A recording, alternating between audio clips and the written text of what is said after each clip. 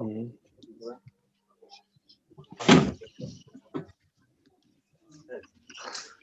Yeah, well, I've got to apply by the end of this week. I've got to apply by the end of this week, a year in advance.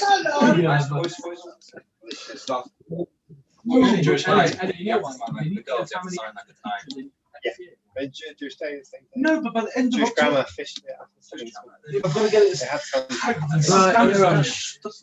Anyone else do? Yeah, about a few people. Wait, take this? Sure. The only thing is you're gonna make sure you know. You might want to sit down. It might be easiest to see it. Yeah. So you're. Do you want me to move the laptop? Put the laptop on a stand up.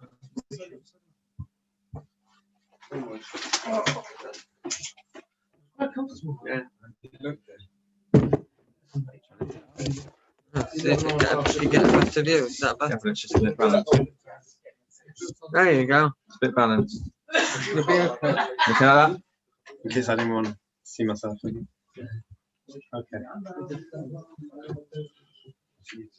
going to go sit with her.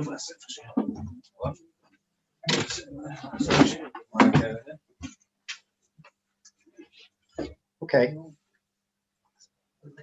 Welcome. Hi, everybody. Speaking about technology. Now, I think it's really important that we have a balanced picture of it. And that is, I think everyone will agree that during the current lockdown, we've really seen the amazing positives about technology. It's allowed us to stay in contact with loved ones who are shielding, to continue with our learning schedules, to homeschool our children. It's been amazing. But at what cost? And that's what we're going to be talking about tonight. And to get that balanced picture, and I'm not going to be talking about Kedusha or, you know, the religious perspective. I'll leave that for yourself. We are going to be talking about spirituality, but only in regards to psychology, because that's also part of the picture. So before we start talking about technology and the addictive nature of technology, we're just going to have to speak a bit about addiction.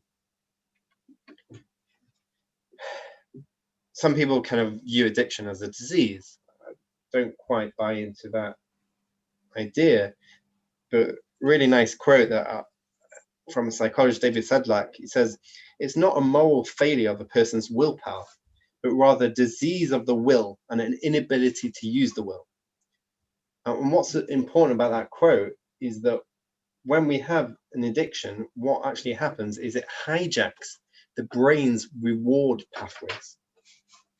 So if you find something pleasurable, if you find something good, you'll do more of that.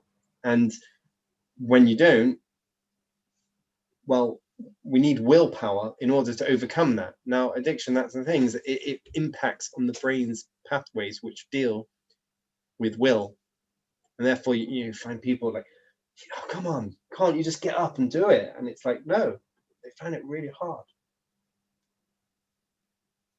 But what makes something addictive? So there's a few areas, but one of the areas which is really important is time. What do I mean when I say time? So, okay, let's use our imagination. I've got Mike right here. Mike is a drug addict. He's a drug addict. Okay, Mike's always looking for the next high. That's all he lives for.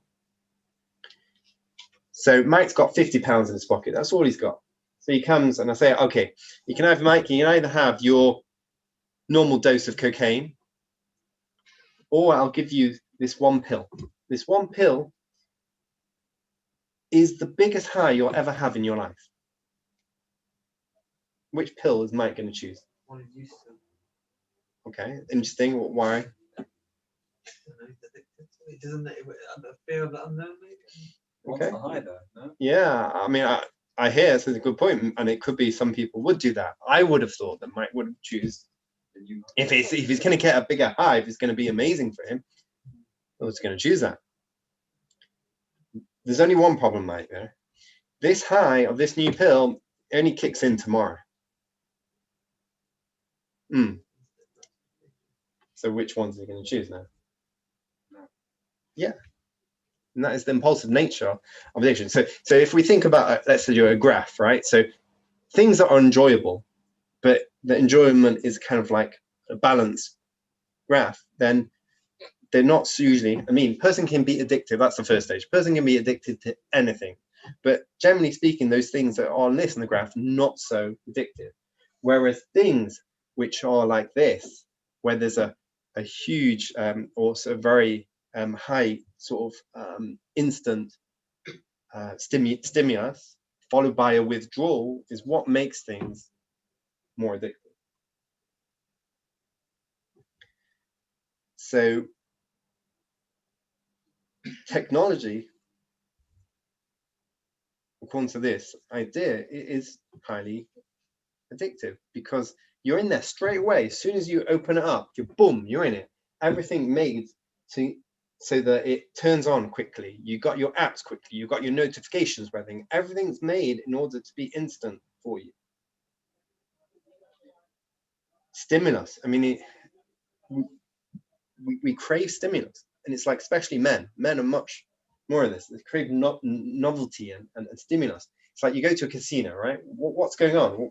What's going on? You've got noise. You've got flashing lights. You've got these pumping smells. You've got smells coming in there.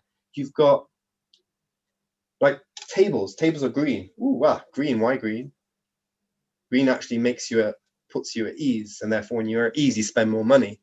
But then you've got a green table, and then you've got red chips, and it's all stimulus. It's like phone. When the latest phone comes out, what do they upgrade? What's the main thing they're going to upgrade? It's green. It's that stimulus that you get. Like, it's last year's phone, but just a slightly better bump in resolution, and people will flock in and buy it.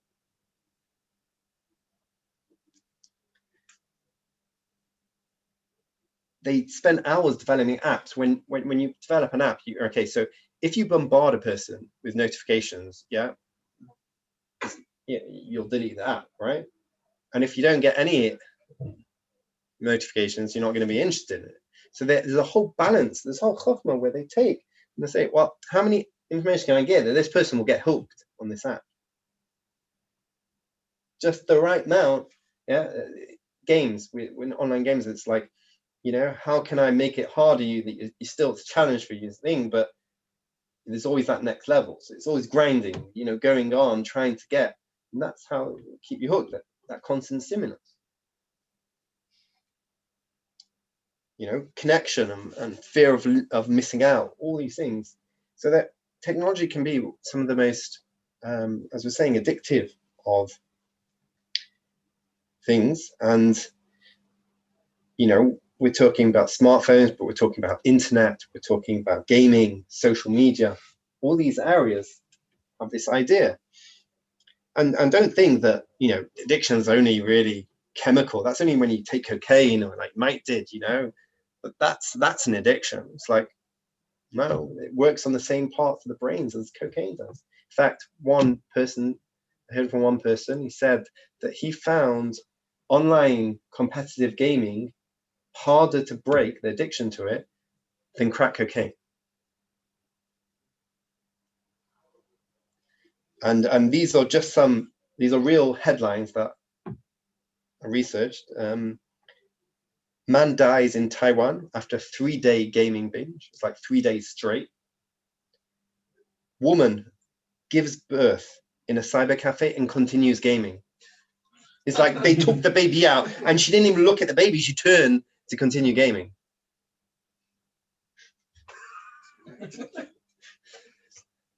Girl stabs mother to death after she takes her iPhone away. That happened in the UK. Man needs surgery I think it was in Russia, after playing Candy Crush for 6 days straight. He needed all the tendons in his thumbs are gone. Now, okay, these are extreme cases, right? But what's the point? The point is, there's whether it's an addiction or not, it's addictive. And we can't get away from that. And the point being for us even if it's not addiction, like we're saying, it's addictive. And generally speaking, there are 3 F's. Studies have shown, take loads of studies and you interview them, you see kind of what correlates with people, what makes people happy. What makes people happy, generally speaking. So there's 3 F's. So who can tell me what are the 3 F's? Family, very good. Finances. Ooh, it's a good one. I haven't heard that one before. Yeah. No, not finances. Friends. Friends. And interesting. I'll come back to you in a second. People usually find the 3rd one hardest. What is it? What F? God. Okay, that's also a good one. Faith. Faith. Family. Support network around you, but also community. Really important. Shul, so important for people. And faith, having purpose and meaning. So it's interesting, actually, when you say in public, most teenage girls think it's food.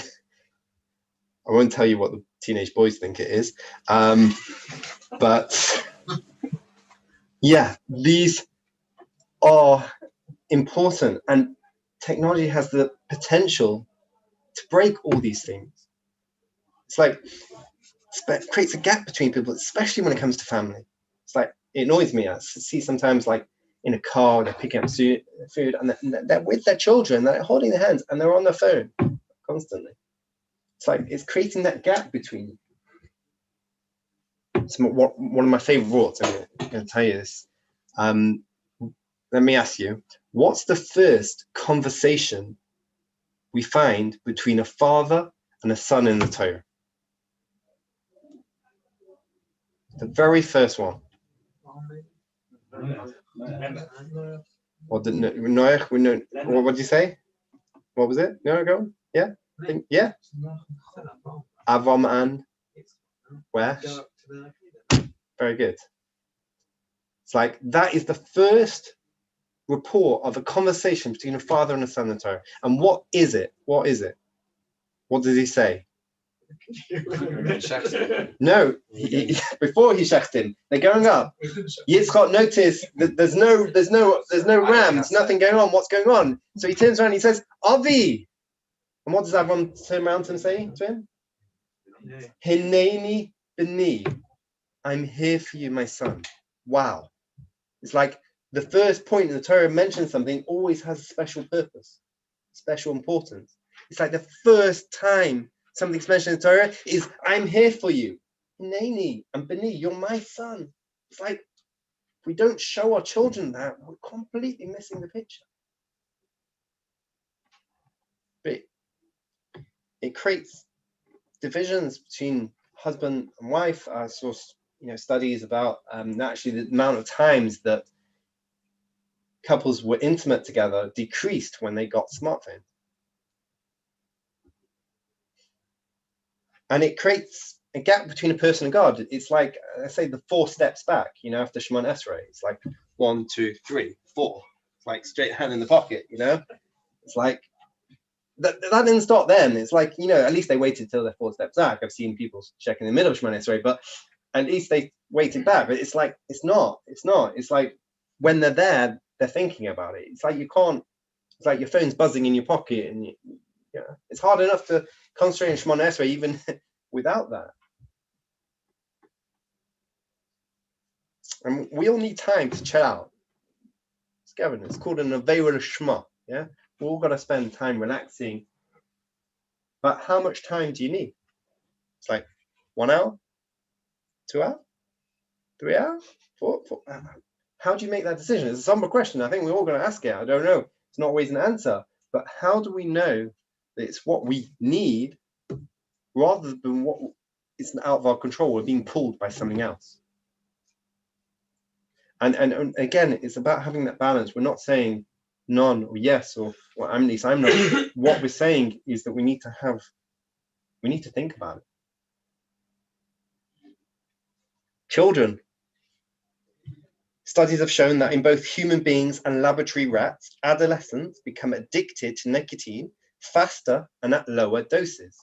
Children are more susceptible to addiction. you know, people tell me that their children ask them, you know, like, well, you've got a smartphone, you know, why can't I have a smartphone?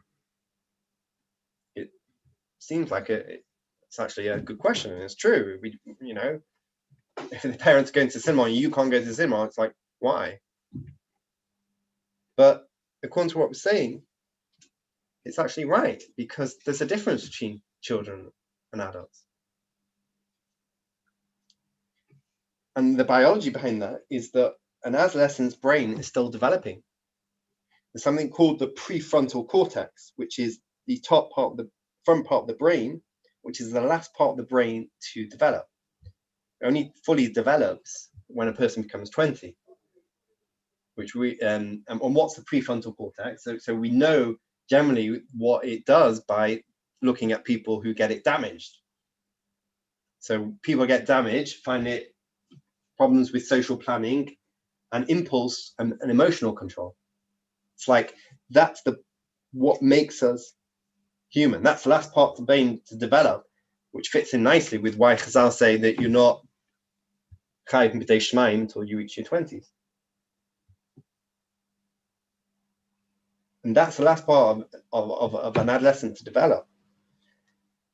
Social pressure is huge among children. So they did a study where it was a simulator, and they had children.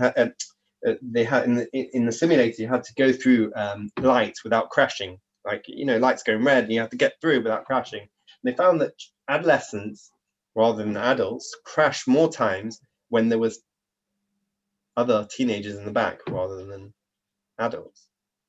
It's like the social pressure on children is immense. So the impact of technology is more than later teens than younger children.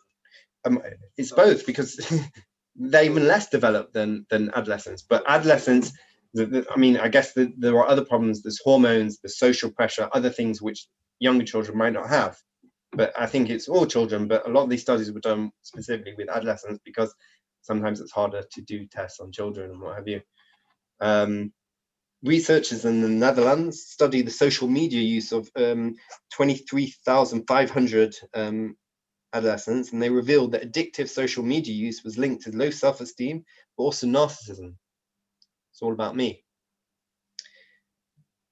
That young people who were initially free of mental health problems but used the internet pathologically developed depression at 2.5 times the rate of those who didn't engage in such use. So we can really have an impact. And we're going to be moving on, and sorry to do, but we're going to have to speak about pornography. It's not something people kind of squirm when you say that, and don't always like talking about it. In fact, one couple who came to therapy said that it's easier to do it than talk about it. And there's actually some truth in that there is an inbuilt sort of taboo that we have around these areas, which we're going to get back to in a sec. But 35% of downloads on the internet are pornography related. 35. That's insane. That's like, you know, some parents say, but should I let my kid go to the newsagents because they got, like, you know, the top shelf, naughty magazines at the top? It's like, this is not a shelf. This is 2 aisles, man. That 35%. Like, would you let your kid go to a supermarket where 2 aisles of it were pornography? Okay, so it's not 35% of the whole of the internet traffic, but 35% downloads could be people downloading pornography are going to be downloading quite a lot. But it's a $4.9 billion thing, and that was when I looked it up quite a few years ago. So it's probably gone up since then. I'm sure lockdowns probably helped that, unfortunately. And the point being about that is that you don't make that much money without doing some advertisement. And these are not exactly upstanding, well-balanced individuals. So the advertisement comes a lot of times in nefarious ways. One study in adolescents again, so 42% of youth internet users have been exposed to online pornography in the past year. And of those, 66 reported that it was unwanted, meaning they come across it and they didn't realize. Viruses can be sometimes, you know, they show you the porn while they're stealing your bank account details, but that's what they show you, because that gets you to look and pay attention and open it. So a person might say, it's not me, I don't watch these things. Okay, true. But it's a Beis Shmuel. It's a bash on Evan. That's one of the commentators on Shulchan Aruch and Evan Ezra. In Simon Kof Aleph, it says, "Sorech leharchek ma'oid minoshe." You got to be very careful what we're doing. They're dangerous. Yeah, you got to be careful. Then it's no joke, right? So the question is, why? why they? So the bash asks, why do we have to be so careful? The fact of the matter is, the Mishnah says that you won't find any city in the world where there'll be mi'at begezer. Some people will do gezer, mi'at ba'arayis. Some people with immorality. Kolba avak lashon hara. Everyone will speaks at least avak lashon hara. So it's only mi'at ba'arayis. Why do I have to be so careful? Says the Bash that if you do get involved in this area, it's kosher lefrois. It's harder to remove it than any other ve'er in the Torah. That is, it really gets into a person's psyche. And it's a bit like COVID. We don't, it's like, you're probably going to be all right to get exposed to it, but you don't know. You don't know what's going to be. It's like a lot of people, like when we're talking about addiction, sort of people who are depressed generally become more addicted to things than people don't. It's like, I'm doing fine now. I don't need filters. I don't need anything. I'm fine. I'm never going to watch pornography. But then, like, you lose your job, marriage problems, something, you fall into depression, and then we don't know where it's going to be. Now, the problem with the studies around pornography is like, okay, so science, we take studies, like you take one group, you give them a pill, and you take group B and you don't give them a pill, and you see the results of what the pill does. It's like they didn't have the pill and they were like this, and they did have the pill and they were like this. It's like the problem with the pornography is like you need enough people who are not actually watching. It's like the scientists couldn't find it. It's like, finding enough people who are not actually watching is like, you can't compare them. So a lot of the study were actually done in the 80s. There's a study by Zillman and Bryant found, it's really scary. They found after consumption of pornography, so they actually started a regimen of watching it, and they found that subjects reported less satisfaction with their intimate partners, specifically with their partner's affection, physical appearance, sexual curiosity, and sexual performance. In addition, subjects assigned increased importance to sex without emotional involvement. So in other words, increase in infidelity thoughts, meaning cheating. But it's insane. Decrease for men in wanting children, and in women, decrease in wanting daughters. That's insane, absolutely insane.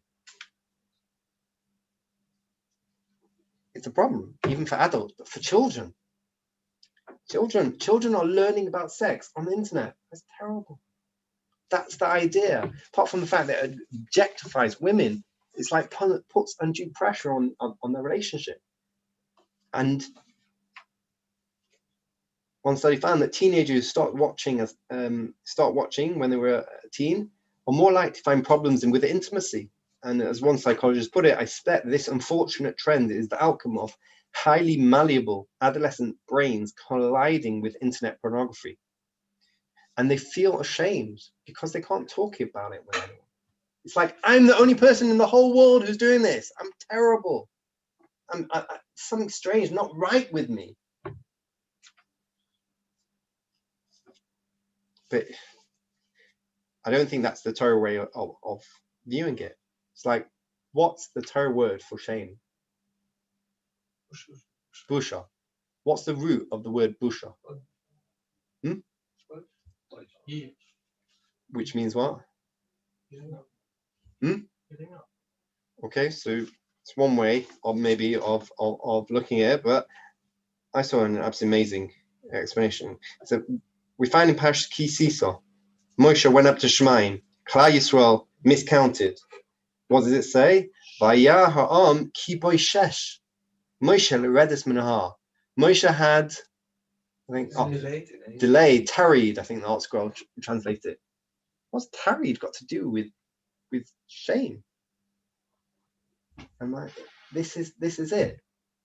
Shame is an idea. You're going ahead. I'm doing it, and then wait. What am I doing? I need to stop. I need to evaluate what my deeds. Where am I going? Is like, are my deeds where I want to be getting at? Are they where my community are? Are they where I ought to be? That's shame. It's not about the toxic guilt that forms sometimes in people. And the idea of that is, it's play with the Yetzirah. It's like getting depressed. I'm terrible. I'm so guilty. Well, I might as well do it if I'm so terrible.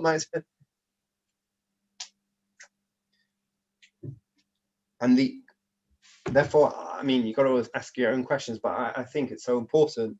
We had the talk from Rabbi Miller in the Sifta about the need to talk to our children about it.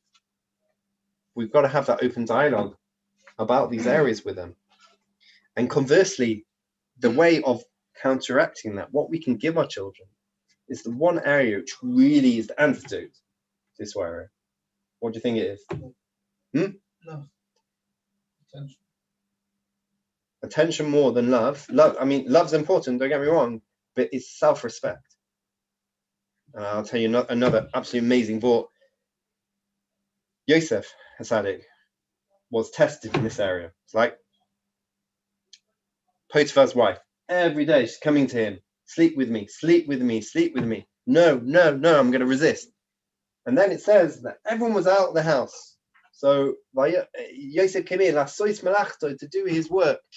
And Rashi says another pshat, what does his work mean? He failed. He was it. I'm going to go sleep with her. Only what happened? The moist yukno, the oviv, he saw the image that looked like his father in the window, and he perished him. It's like, and we laud Yosef for this amazing test. Yeah. So it's like, okay, honestly, like, think about it. You just open the computer, you have to look at something you shouldn't have done, and you see Reb Chaim Kanevsky in the window. Take open the sefer. You're not going to do it. Well, Yosef, he had his father, Yaakov Avinu, the guy at the door staring at him in the window. Of course he's not going to sin. What's pshat? It's beautiful. Let's do direct Colossian. What does it say? The mois, the image, the yukna to aviv. The image that looked like, what do you mean the image that looked like his father? Just say his father. Saw his father in the window. Who was the image that looked like his father? Himself. He saw himself in the reflection in the mirror and said, how can I do this? I'm the son of Yaakov Avinu. I'm one of the Shiftei Kar. It's beneath me. I can't do this.